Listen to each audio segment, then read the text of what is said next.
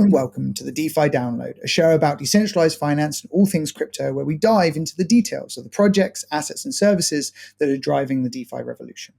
I'm your host, Piers Ridyard, CEO of the decentralized finance protocol Radix, a public ledger entirely focused on bringing DeFi into the mainstream. Today, I am joined by Alex Mashinsky, co-founder and CEO of Celsius. Celsius is a yield and loan platform, a place where you can earn yield on your crypto assets and get a loan in one click. Celsius has had an incredible run in the last 5 years. To date, they are now $23 billion under management, including inside that 2 million ETH and over 250,000 Bitcoin. That's actually more than Michael Saylor and a number of the champions within the Bitcoin community. They have just raised an incredible 700 million, actually more than $700 million. And right now they have employees of over 850 and have paid more than $1 billion in yield to their community today. Alex, thank you so much for coming on the show. Thanks for having me. So just before, we were getting started, you were telling me a little bit about your background, which is really interesting. You said that you've grown 4 tech unicorns, ones that are worth over $1 billion, and also invented voice over IP, which is, a pretty interesting technology to invent right at the start of the internet. So yeah, tell me about these 4 unicorns that you created.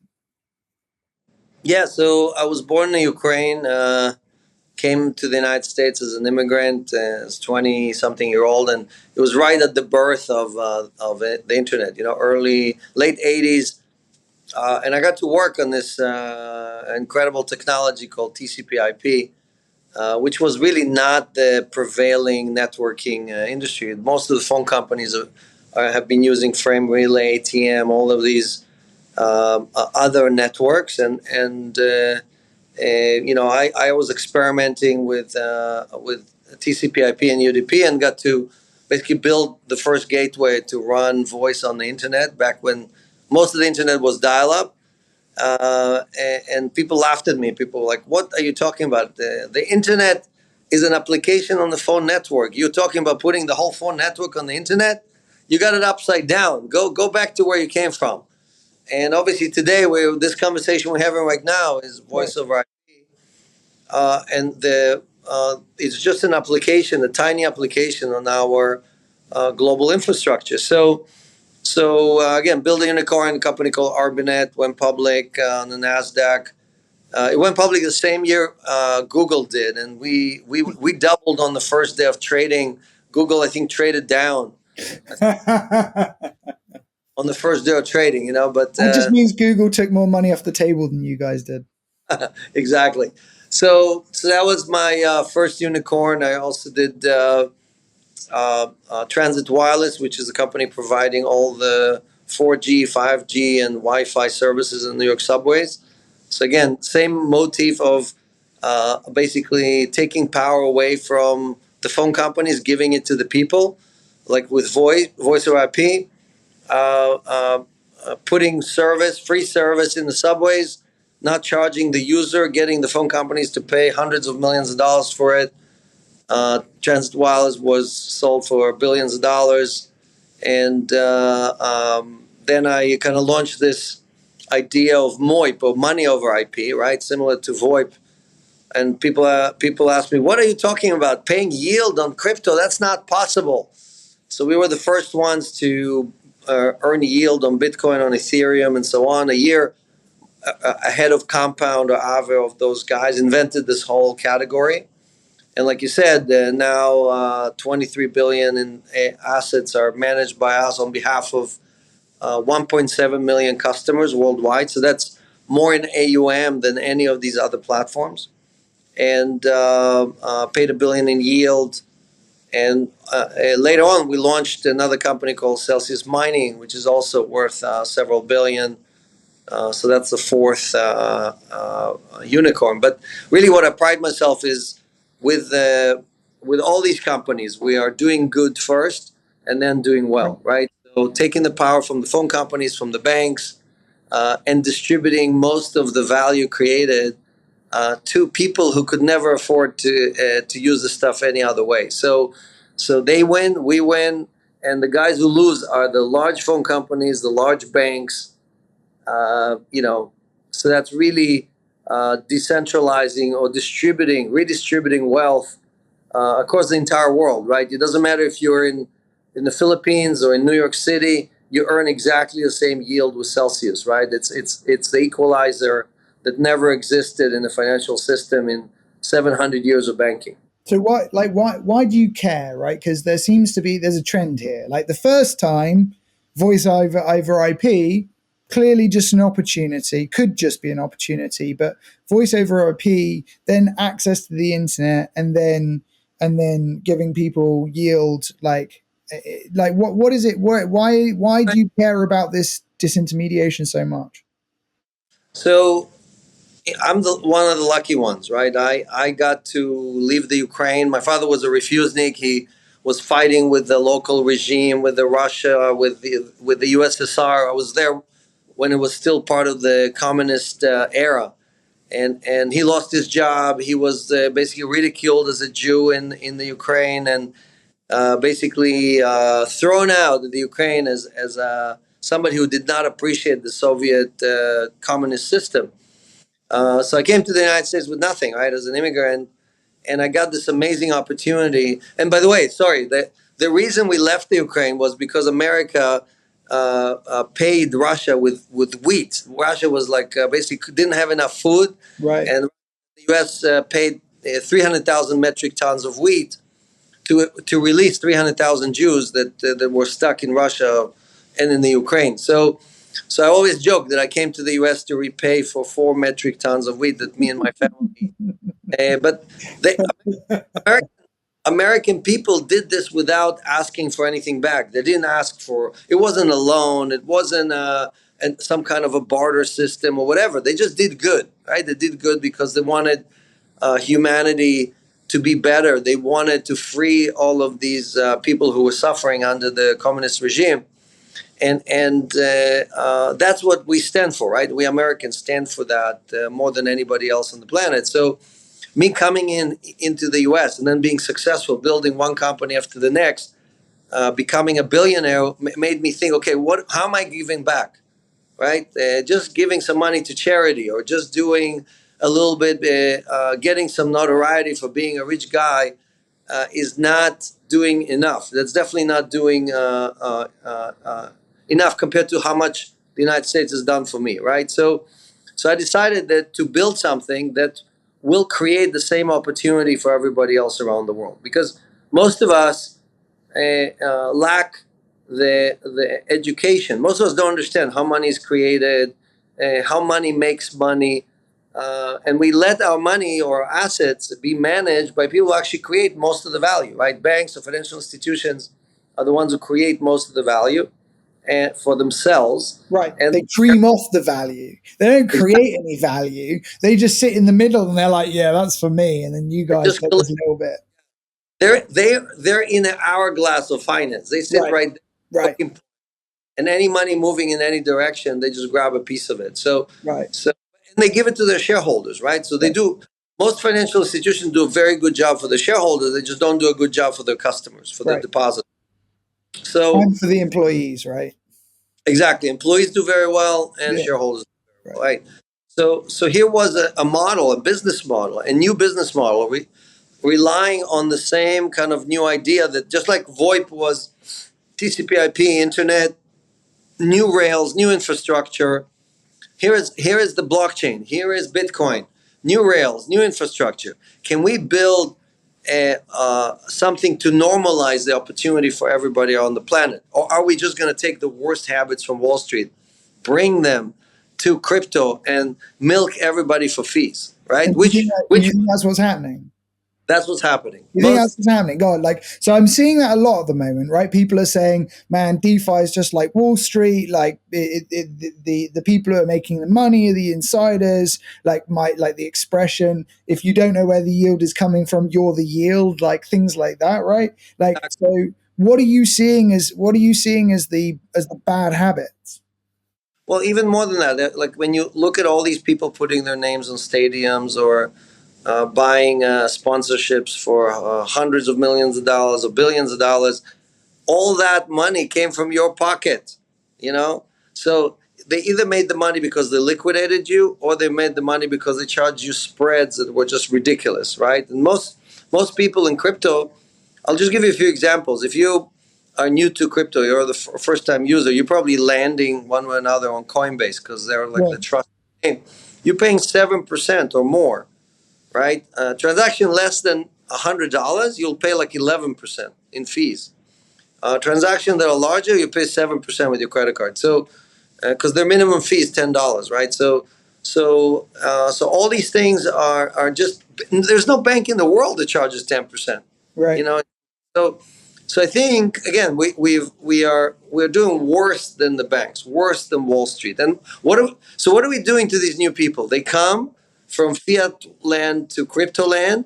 They land, they're tourists, they get hammered, and then they go back. And we just recycle people instead of keeping them, instead of migrating people and making this the future of finance. We are recycling them, right? So or they get into DeFi, they get hammered, or they get a rug pulled, or they get stolen from, or they don't understand impermanent laws, they don't understand gas fees. Cointelegraph had a recent survey where they scanned all these articles, all these addresses of all the people who are using DeFi, and they proved that over 50% of them lost more money than if they just stayed in the coin that they were in. Right? Yeah, right. I mean, like, a big part of that is hacks as well, right? Hacks and exploits, and the way that, like, I mean, like, this Over is 2 billion just this year. 2 billion this year, right? April, 2 billion. Right.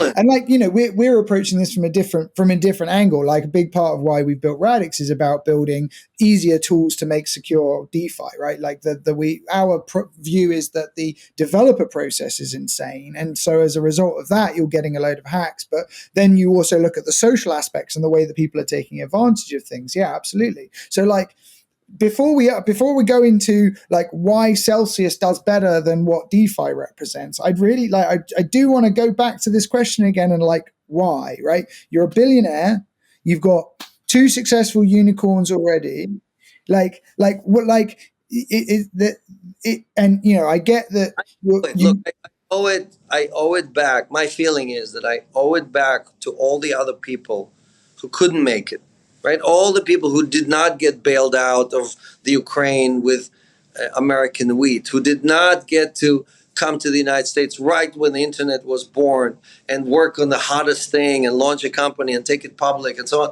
right? For every one of me, there's 10,000 people who didn't make it. They're not less smart, they're not less capable, they're not less passionate.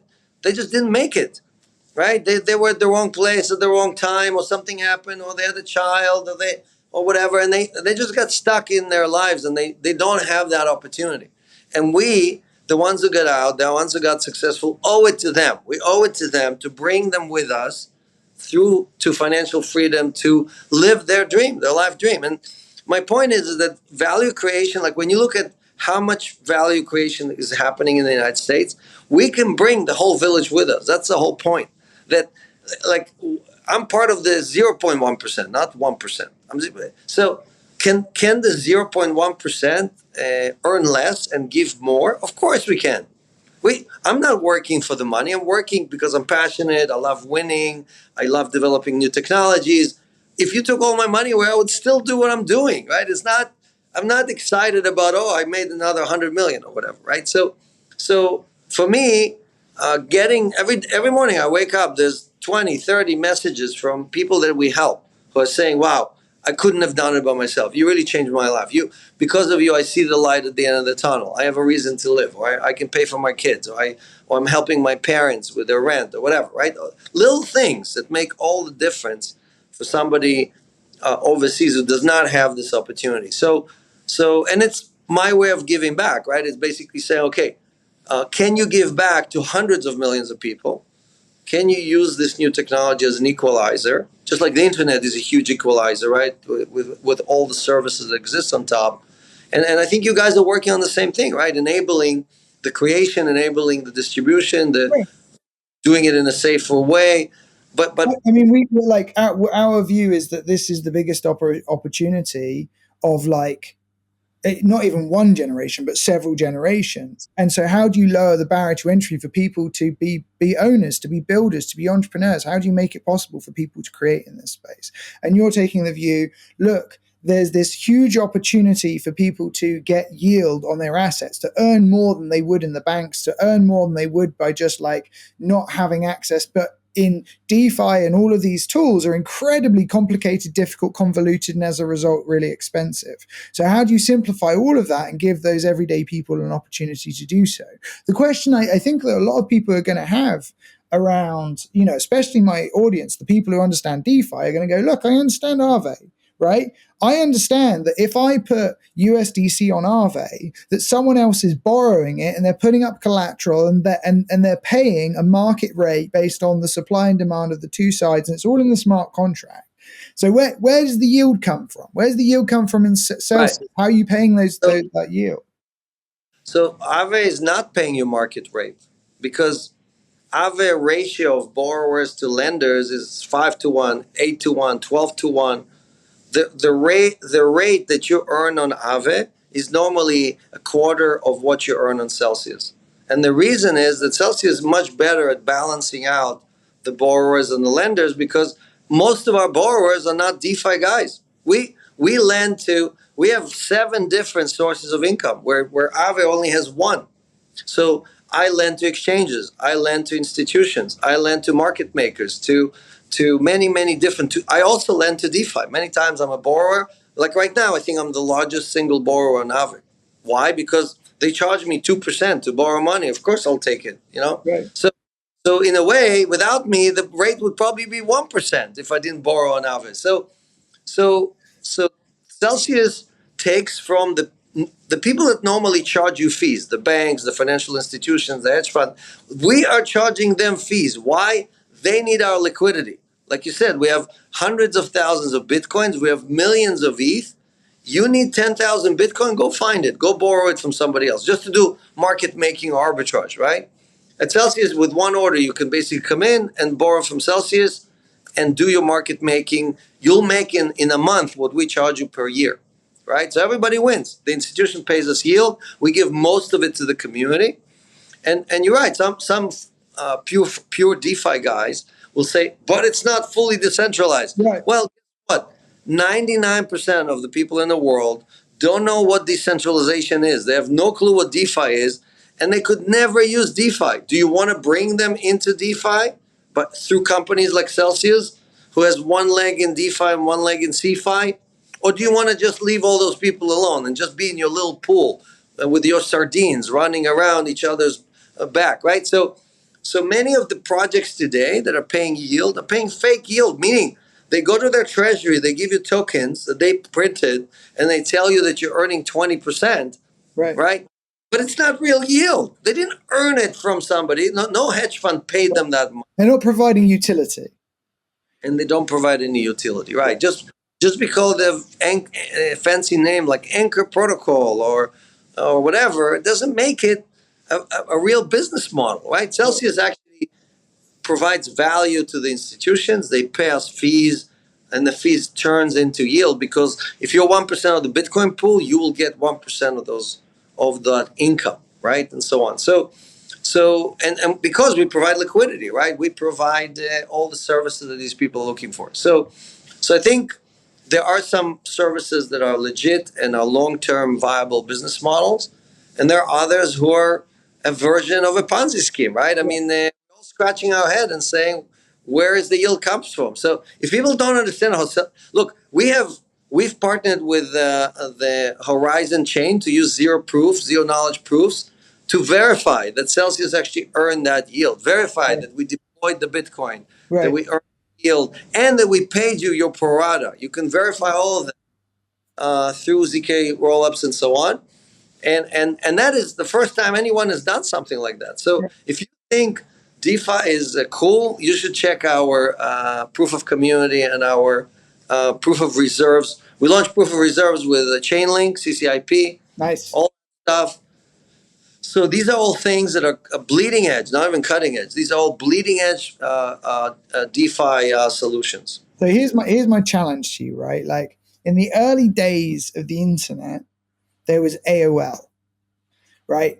And that was a walled garden that was an easier user experience than the internet.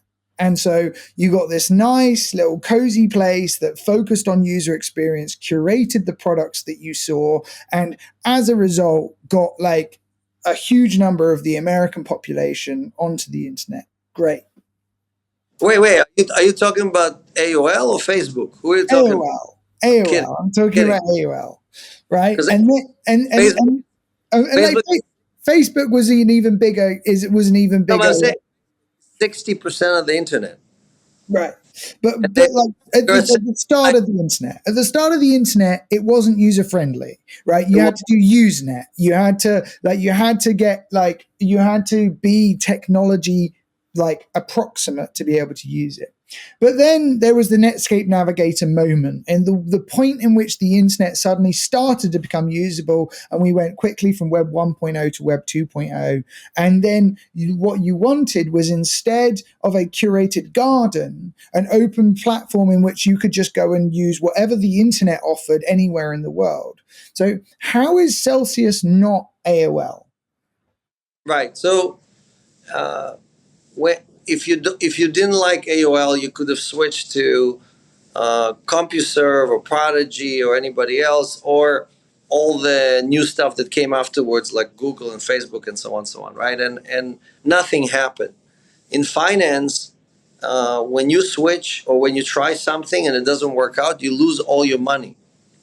Okay, there's no recovery. It's not like, okay, I didn't like AOL, so I'm switching to something else, right? So the problem that we're having with finance is that the trust level, the amount of trust you have to build with someone to convince them to come and work with you, is probably 10 times higher than it is to use any of these other guys, right?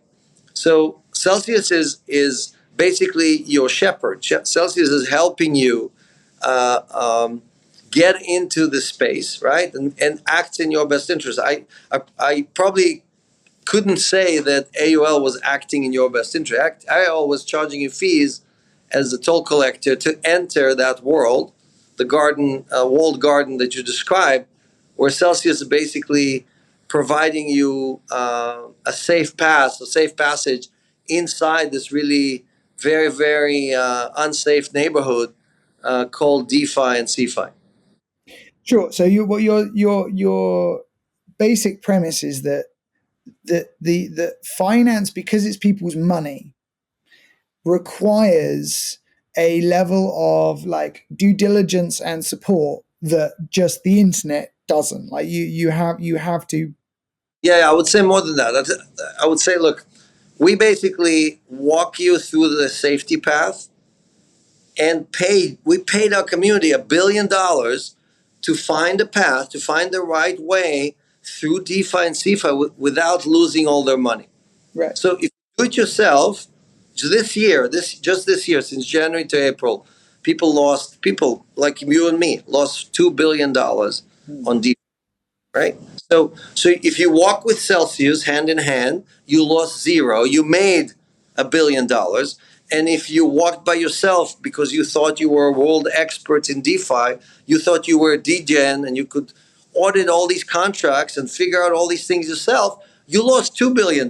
So which one is safer? Who is going to accumulate customers for life, and who is just recycling degens and sending them all back to TradFi? So like, do you see Celsius as like your entire crypto universe, or do you see it as just like a starting point for people to start to understand what it is to own crypto and to use crypto? So we support 53 different assets, which include about 16 different blockchains. And we have CelsiusX, which is like you can use Celsius to go into DeFi directly and use wrapped assets and things like that. Meaning, it's not a walled garden. It's not like we are preventing you from doing anything else. You can come to Celsius, take a loan, put it on Aave or put it on Compound or put it in some other DEX or whatever, and do whatever you want. I mean, we're not. It's not like if you inside Celsius, you're blocked from all those things. We're just saying the minute you leave, don't ask us for any, like, if something bad happens, don't come to us and say, oh, why did you let me borrow stable coins? I got wrecked on some other platforms. Now I can't pay you back, blah, blah, blah, right? So I think the issue, most people we work with don't have the time to be farmers and Right. to hop around between and use all the bridges and learn all the protocols and everything else. They just want to park their coins safely in somewhere and then earn yield on their asset. That's all we do, right? And then if you need a loan, you want to pay a credit card, you want to pay taxes, you can get a 1% loan against your assets. And because the problem with like Aave is that you can take a loan, it's probably, I don't know, you pay 5%, and Right. an hour later, it could be Right. 15%. Right. So what kind of loan is that? You understand? So what? You have to watch it all the time. So the beauty of Celsius is it's always fixed. It's always 1% per year. You don't have to worry about it. You can unwind it at any time. There's no fee to create the loan. There's no fee to close the loan, and so on. So really acting in your best interest. And again, I'm using it myself. I personally have over $200 million on the platform as a user. I'm not talking Right. about, and I'm earning yield on it. I take loans. I use it. I always joke that I built a bus for myself, and then 1.7 million showed up. Great, there's room for everybody. Let's get on board. So and we are the true Robin Hoods. Again, none of these companies you're talking about have paid their community anything, right? Nothing close to what Celsius did, right? So So so let's talk about that, because the industry has got competition, right? There's other companies in the space like Nexo, like Coinbase Institutional is also offering like yield based products, and I'm sure that that's going to grow. So how do you guys think about strategy and customer acquisition and growth in the context of a highly competitive industry where you have more competition coming in? well, they're unsuccessfully trying to copy what we're doing, and the reason I'm saying unsuccessfully is because we brag about how much we paid to the community. Go ask Coinbase how much they paid the community. Go ask Nexo or BlockFi or any of even the DeFi guys, right? Just say, okay, well, you've been around for a few years. How much did you pay your community? Celsius can prove that they paid $1 billion. They have all this proof of reserves and proof of community where they're showing you how much they paid, right? And none of those people can brag about anything because they charge so much in fees. Like Coinbase, for example, you mentioned Coinbase. Coinbase publishes a rate which is lower than Celsius, and then charges you 25% in fees for the staking that they provide. So it's not the rate. What you see is not what you get, right? Celsius gives you a rate. There's no fees on it. That's it. That is the rate you earn, and that is the rate I earn. It's not like how bankers always give their fat customers, fat cats, special Right. deals, special rates. None of that exists in Celsius. So you're So saying you get the same rate for $200 million that someone turning up with $10 would get. exactly, Right. exactly. I don't charge myself fees. In banks, only the large institutions, the large customers don't pay any fees. The little guys, inactivity fee, ATM fee, withdrawal fee, you name it. Fee upon fee, right? Right. So here, no one pays fees. The Right. $20 guy does not pay fees. We pay you with gas for your withdrawal fee. When you withdraw the coins out, we pay the gas fee on top of it. I So mean, this is for me one of the key things of crypto and DeFi is what I call a quality of opportunity. Like you can't have a quality of outcomes because different people will choose different things, but like equality of opportunity. If you got $1 million or you got $1, both of those things should have the same opportunity. but the problem is that the gas fee is $50. So if Right. you have dollars and you moved it to a platform and then you withdrew it, you have zero. Right. All the money for gas fees. Right. So the opportunity on the protocol level is the same, but on the cost basis, from a fee standpoint and so on, it's not the same. Right. The beauty of Celsius is that we pull all of these users together and we deploy billions of dollars. So when I deploy billions of dollars, I pay $50 fee. But when you deploy $100, you pay $50 fee. So you cannot replicate as an individual. You cannot replicate what Celsius does. You Right. cannot replicate it on Aave. You cannot replicate it on Compound. You cannot replicate it on Coinbase. And that is where having the scale that Celsius has, being by far the largest asset manager, puts us in a completely different league than everybody else, right? So again, when you see whales, like if you watch Whale Alert on Twitter, there's a Twitter feed. Yeah. when they show all of these giant movements, that's all us. A lot of those are Celsius moving assets to improve the yield, right? So we'll hop from Aave to something else, or we'll hop to some other DeFi protocol, or we'll pull the asset because an exchanges offer us higher yield, or we can stake it better somewhere else, and so on, right? So we are doing all the work. You get paid once a week, every Monday. You wake up. We took the worst day of the week, Monday, and turn it into the best day of the week, right? For a lot of our customers, right? They wake up, they can't wait for Monday to see how much they earned on their money. So you talked a little bit about being able to access the rest of DeFi via the Celsius platform. This is the CelsiusX thing, right? So like talk a little bit about that, because this was something Vitalik was talking about, right? Yeah, so basically, again, 2 billion in hacks. Most of the hacks are on bridges, flash loans, rug pulls, right? Scams, code hacks in the bridge protocols. And what Celsius created is really what we call layer zero native minting. So if I can take a Bitcoin on the Bitcoin network, lock it, and mint an ERC20 on Polygon or on Ethereum that represent that Bitcoin, there's no chance for a hacker to steal that, right? So we do it fee-free. All right, you have WBTC, they charge you 0.1%. Celsius does the same thing for free. And we support many blockchains and many different assets. So you can take Dogecoin and put it on Polygon. And actually, there are pools on which you can earn yield on Doge or on a Cardano or on anything else.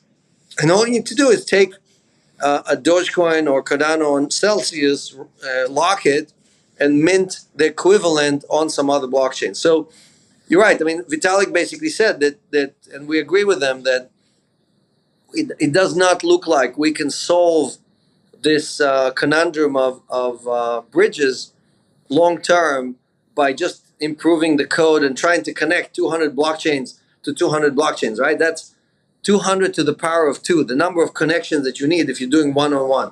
But Celsius have basically a star formation. You can go from any chain to any chain with one hop.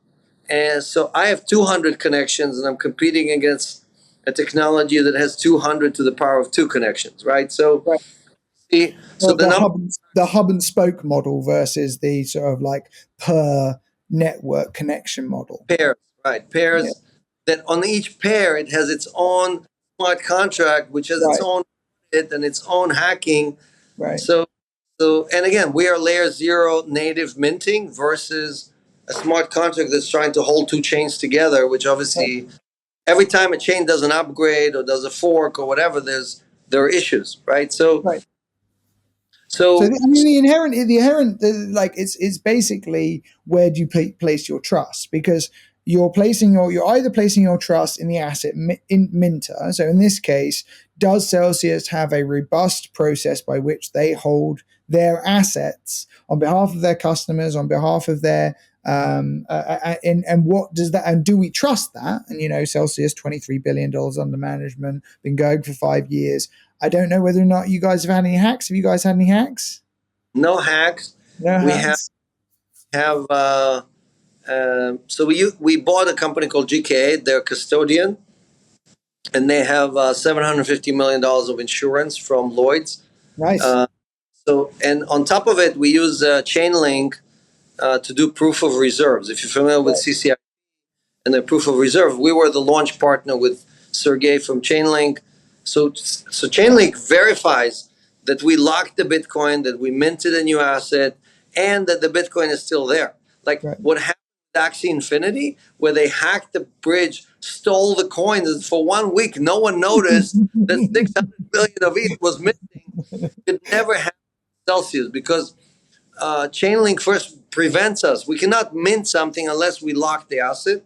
And second, monitor it. So if something happens, if we try to move it or some hacker touches it, right, The second that happens, they broadcast to the network saying, hey, Celsius does not have a Bitcoin for all those tokens that it provided, right? And so on. Right. So, and that's what you want. You want a watchdog instead of a best effort infrastructure that we have today. So yeah, I mean, it's a really interesting point, because like I'm not sure where I sit on the fence of this, because on one side you go, okay, cool. What you've got is an institution whose reputation is worth a huge amount of money. And actually, their reputation over time is worth more than the exploit of any given hack, because every company, if it's doing well, should be worth more than the breakup value of its assets, right? So, yep. like de facto, if you are an ongoing business and you've got, let's say $5 billion of Bitcoin, but you've got 23 bit of wrapped Bitcoin minted across the 20 different networks that you issue on,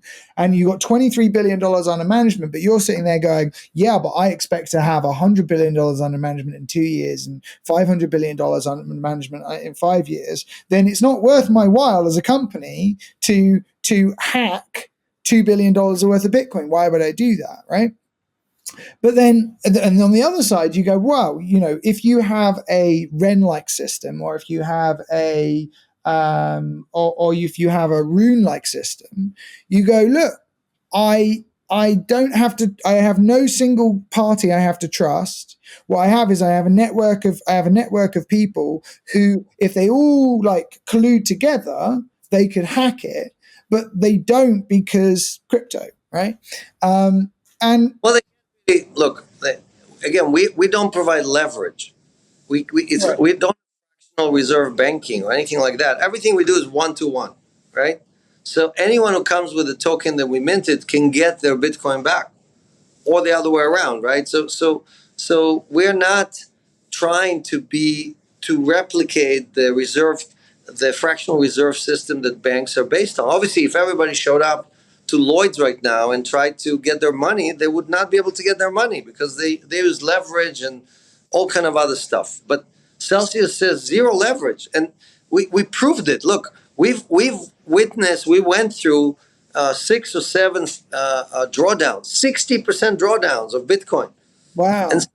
And Celsius every time announced, hey, we didn't have a problem. We didn't have we always have margin calls. Sometimes we even have liquidations, but we never lost money because of the reduction in the price of Bitcoin or Ethereum, right? Because we're 1-to-1. Look, for me, nothing happened. If I had 2 million ETH at the beginning of the day and it's down 60%, I still have 2 million ETH. Nothing happened. I don't feel it. In dollar terms, I'm earning less, because whatever I charged in interest on the ETH is now worth 60% less. So I have to worry about my cash flows and things like that. But in ETH terms, nothing happened. So our model has withstood. And I spoke to several bank regulators, right? And they've asked me about this stuff. And I said, do you have a single institution that you are supervising that can withstand a 60% drawdown? And they're like thinking about that. And I'm like, how about a 40% drawdown? Your stress test. What are your stress tests? I think all your stress tests are on 30%. Here I am, a decentralized, semi-decentralized organization who were not just theoretically, who have been retested again and again, 50, 60% drawdowns, no problems, right? So who is representing risk to the financial systems? The guys that you're already supervising and who cannot do even 30%, or the guys that you're attempting to supervise because you think they're such a big threat to the financial system, who can proven several times that they're withstanding 60% drawdown. So let me present the counter argument and see what you say on this, right? So my question is basically, a single institution is a single point of failure from the point of view of regulatory risk. Like, so much in the industry right now is uncertain about how the regulator is going to view these crypto assets and the kind of things that Celsius is doing. So how do you guys think about regulatory risk and mitigating that as a business and making sure that you can keep servicing your customers? Yeah, it's a great question. So unlike most crypto players, we when we launched Celsius back in 2017, we stated that we don't believe in fully decentralized. We don't believe in non-regulated. We don't believe in no KYC. So we actually went ahead and requested a Reg D exemption from the SEC. We immediately filed with FinCEN. We started doing KYC and AML from the first customer we signed up, because we basically believe that sooner or later, all regulators around the world are going to basically deem this as just another segment of finance, and it's just another asset class, and it's all going to fall under the same regime as all the other asset classes. So, and we've proven to be right. I think even right now there are DeFi guys who think that they're not going to be regulated, they can continue doing no KYC, they don't have to pay taxes. We think all of that is going to go away, and you're seeing laws being passed in the UK and in Europe and other places, which kind of put a bear hug around that argument, and they're squeezing all those people out. So I think regulation, most crypto guys think that DeFi thinks that regulation is a bad thing. We think regulation is a good thing. The reason we don't belong or we're not part of the financial system right now, we meaning the crypto community, is because we have all these issues. If we solve these issues, KYC, AML, money laundering, all this other stuff, we will be part of the community. Our assets under management are going to go 100x if we just solve all those issues. So I think the sooner we the community come to this realization, the faster we can actually take all these amazing things that everybody is building, right? All the DeFi and CeFi stuff that people are building, and offer it to everybody instead of just to a subset of people who are anarchists or libertarians or whatever. So that's my belief, and it's proven to work well. Obviously, we're managing a lot of assets, but I think as a community we can do much better if we work together on this.